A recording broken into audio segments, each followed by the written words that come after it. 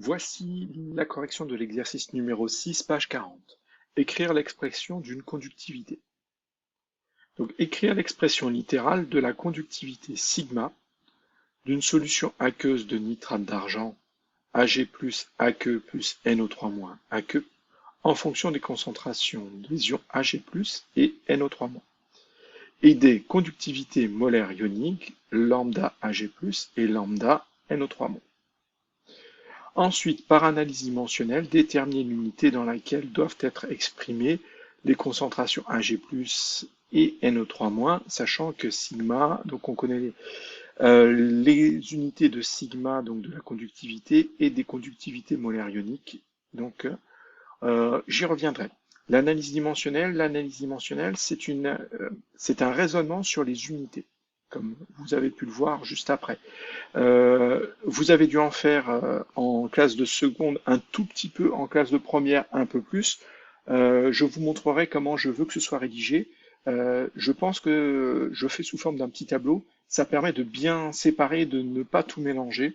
Vous verrez un petit peu dans le corrigé. Donc, on va commencer par écrire donc l'expression littérale de la conductivité.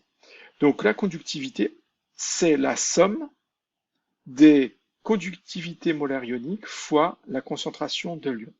Il faudra faire autant de petits calculs comme ça qu'il y a d'ions. Donc là, on va négliger les ions qui sont déjà présents dans l'eau distillée, qui ont permis de préparer la solution. On va dire qu'il n'y a que 2 ions présents. Donc ça va être la conductivité va dépendre de la conductivité molaire ionique de l'ion Ag+ fois sa concentration, plus la conductivité molaire ionique de l'ion NO3-, l'ion nitrate, fois sa concentration. Si j'avais un troisième ion, j'aurais fait plus sa conductivité molaire ionique fois sa concentration, et ainsi de suite. Donc, je vous rappelle que la conductivité mesure le caractère conducteur de la solution, c'est-à-dire est-ce qu'elle laisse passer le courant électrique, et plus il y a d'ions, plus elle va être conductrice, cette solution, donc plus la conductivité sera grande. Les lambda, c'est-à-dire les conductivités molaires ioniques, dépendent de la nature des ions. Un ion qui est très gros va moins conduire le courant. Un ion plus petit va plus conduire le courant. Un ion qui a plusieurs charges électriques, comme SO4 2-, va mieux conduire le courant qu'un ion qui a la même taille mais qui a une seule charge électrique. Donc voilà, le lambda, ici la conductivité molaire ionique, dépend de la nature de l'ion, de sa forme, de sa charge. Ensuite, la concentration des ions, c'est la quantité. Plus il y a d'ions, plus ça conduit le courant. Donc voilà l'expression ici de la conductivité de cette solution. Maintenant, on part sur l'analyse dimensionnelle.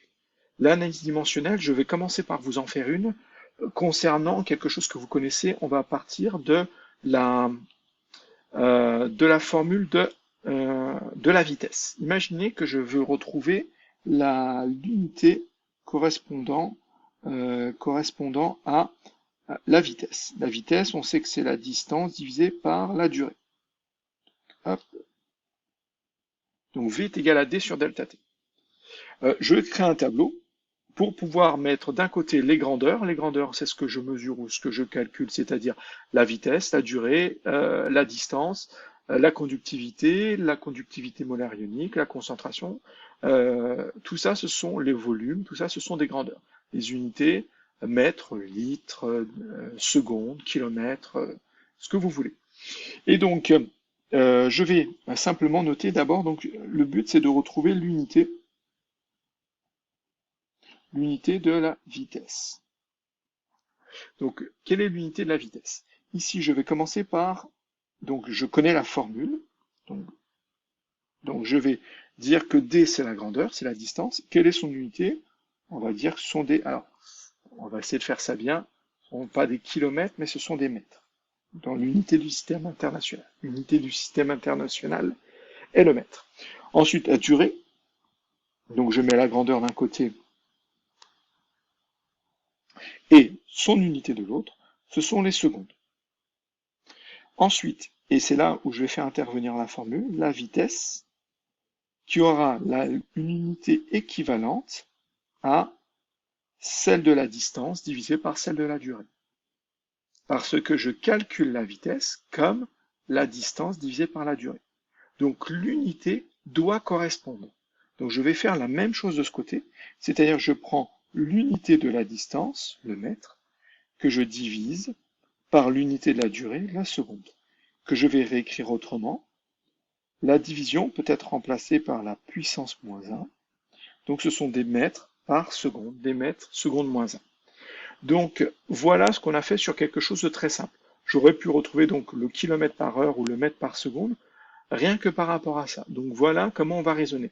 Et on va raisonner comme ça, mais de façon un petit peu plus, avec des unités un petit peu plus compliquées. Donc il va falloir travailler un peu plus sur les unités. Là, je n'ai fait que recopier les unités, ça m'a donné l'unité finale. Mais à partir du moment où vous avez ça en tête, c'est bien. C'est-à-dire que si vous connaissez cette unité, ça veut dire que finalement vous connaissez la formule. Ce sont des mètres divisés par les secondes. Les mètres, ça correspond à la distance. Les secondes, ça correspond à la durée. Vous connaissez la formule de la vitesse. Et donc, l'analyse dimensionnelle est très très très importante pour s'assurer qu'on a la bonne formule et pour retrouver une unité qu'on aurait perdue. Donc maintenant, on va voir l'analyse dimensionnelle réalisée sur la concentration. Donc le but ici, donc je vais tout faire apparaître, ensuite on va détailler un peu. Donc pour cette question numéro 2, donc le but est de retrouver l'unité de la concentration en quantité de matière concernant les ions Ag+, ou un autre monde, peu importe. Donc je fais la même chose, un tableau, les grandeurs d'un côté et les unités de l'autre. Donc la première des choses ici, c'est que j'ai ajouté, donc j'ai modifié un peu la formule ici, je vais vous montrer comment. Donc là, on l'a fait dans le cours, mais je vais vous le remontrer ici. Donc la conductivité de la solution, c'était lambda de Ag+, fois la concentration de Ag+, plus lambda de Cl-, non, c'était NO3-, pardon, c'était pas Cl, mais NO3. NO3-, fois la concentration de NO3-.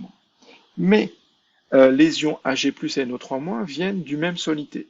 C'est-à-dire quand je mets 1 gramme, par exemple, de AgNO3 comme solide, je le mets dans l'eau, et ben ça va libérer autant d'ions Ag+, que d'ions NO3-. Et je dirais même la concentration, ce qu'on appelle la concentration soluté apportée, c'est-à-dire la concentration de AgNO3 sera égale à la concentration de Ag+, et ça sera égale à la concentration de NO3-. Donc je vais dire que ces deux concentrations-là sont égales à une concentration qu'on appellera C, ou C de AgNO3. C'est la même chose. Donc, ça va me permettre de simplifier un peu tout ça en disant que la conductivité de la solution, c'est égal à lambda de Ag+, fois C, plus lambda de NO3- fois C. Donc je n'oublie pas les multiplier. Maintenant, je vais pouvoir factoriser par C. Donc ça fait C multiplié par, il me reste lambda de Ag+, plus lambda de, j'ai beaucoup de noms, lambda de NO3-. Donc ça, je vais appeler ça K, c'est un nombre, K. Finalement, j'ai donc sigma est égal à un nombre, K, qui est égal, que je pourrais calculer facilement parce que lui est une constante, on a deux constantes, donc si je l'additionne, je trouve une troisième constante, c'est plus simple. Donc on retrouve la proportionnalité, sigma et C sont proportionnels parce que je passe de l'un à l'autre en multipliant par K. Donc voilà la formule en fait que je vais utiliser, pas ici, pardon, mais que j'ai utilisé là. C'est-à-dire, alors j'ai pas fait K, j'ai dit c'était simplement lambda. Parce que ça va dépendre de lambda. S'il y avait qu'un seul ion, ça serait lambda, sinon ça serait K, mais peu importe. Donc, je prends donc comme grandeur sigma, et sigma la conductivité, on me donne son unité. Donc c'est Siemens mètre moins 1. Siemens par mètre. Siemens divisé par des mètres. J'insiste bien, la puissance moins 1, ça veut dire divisé par. Donc là, ce sont des Siemens divisés par des mètres. Il va falloir travailler là-dessus, il va falloir savoir travailler au niveau de l'analyse dimensionnelle sur transformer une puissance moins 1 en divisé par ou un divisé par en puissance moins 1. On va y revenir.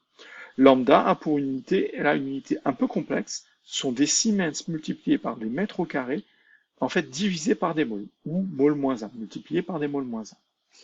Et maintenant, je cherche donc, je dis que Sigma, c'est égal à lambda fois C. Et moi, je veux C. Donc C, ça va être égal à sigma divisé par lambda. Donc le multiplié par lambda devient divisé par lambda de l'autre côté.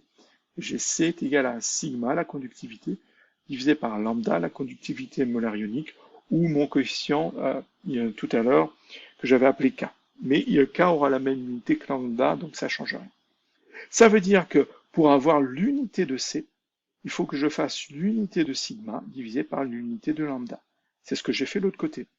Donc, du côté des unités, je reprends l'unité de sigma, Siemens mètre moins 1, que je divise par l'unité de lambda, Siemens mètre carré, mol moins 1. Siemens mètre carré, mol moins 1. Ensuite, j'obtiens, donc on va essayer de le faire dans un premier temps ici. Donc, j'ai le Siemens divisé par Siemens, ça fait 1. Donc ça se supprime. Donc je n'ai plus de Siemens. Ensuite, j'ai les mètres moins 1 divisé par des mètres au carré. Le divisé par peut être remplacé par une puissance négative. Donc ça va être mètre moins 1 multiplié par mètre moins 2. Et mètre moins 1 fois mètre moins 2, ça fait mètre puissance moins 3, que j'ai retrouvé ici. Et le mol moins 1, je l'ai laissé ici pour l'instant. Donc j'ai mètre puissance moins 3 divisé par mol puissance moins 1. Mais j'ai divisé par mol puissance moins 1. Le puissance moins 1 veut dire diviser. Donc je divise par des mols, je divise par 1 sur des mols. Ça veut dire que le divisé par et divisé par se supprime. Il ne me reste plus que des mols puissance, mols multipliés par des mètres puissance moins 3. Donc ce sont des mols par mètre cube. Voilà ce que c'est. Des mols divisés par des mètres cubes. Donc je vais revenir sur cette transformation-là, que je vais réécrire pour plus de simplicité, pour plus de clarté. Simplicité, ça ne sera pas plus simple, mais ça sera peut-être plus clair. Donc je vais le retenir, donc Siemens mètre moins 1, Siemens mètre carré moins 1. On part donc ici, donc j'avais dit que c'était des Siemens mol moins 1, mètre moins 1, divisé par pardon, Siemens mètre carré mol moins 1. Je vous rappelle que le point ici remplace un signe multiplié. D'accord? Donc, à chaque fois, si je fais des transformations annexes, je les ferai en dessous. Donc, est égal à... j'avais dit Siemens divisé par Siemens, c'est égal à 1. C'est-à-dire, ça s'annule. Donc ça, j'oublie. Maintenant, il me reste mètre moins 1 divisé par des mètres au carré. J'ai dit que c'était des mètres moins 1 multipliés par des mètres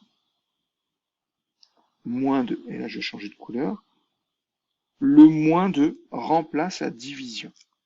Donc, j'ai remplacé la division par mètre au carré par, et j'ai multiplié par puissance moins 2. Donc, le moins remplace cette division. D'accord? Donc, ça me ferait, donc je vais repasser en bleu. Donc, ça, c'est égal à des mètres, et je vous rappelle aussi, une multiplication de deux puissances, ça fait l'addition des puissances. Donc ça fait moins 2, moins 1, pardon, plus moins 2, et moins 1 plus moins 2, ça fait puissance moins 3. Donc voilà comment j'en déduis le puissance moins 3. Finalement, le mètre carré, ici, je le passe au numérateur en le transformant en mètre puissance moins 2. Voilà comment j'obtiens des mètres puissance moins 3 en haut, et j'avais des moles puissance moins 1 en bas. Ensuite, qu'est-ce que je fais sur les voilà, je cherchais juste la gomme. Voilà, j'efface ça. Et maintenant, je vais faire le détail sur le mole puissance moins 1. Donc, on a, en fait, je vais faire 1, j'oublie, voilà ce que j'ai. J'ai des moles puissance moins 1 qui sont dénominateurs. Donc c'est comme si j'avais 1 divisé par 1 puissance 1 divisé par des moles puissance moins 1. Donc je vais remplacer pour que vous puissiez bien voir le puissance moins 1 ici, parce que ça représente, c'est l'inverse, c'est-à-dire 1 divisé par. Donc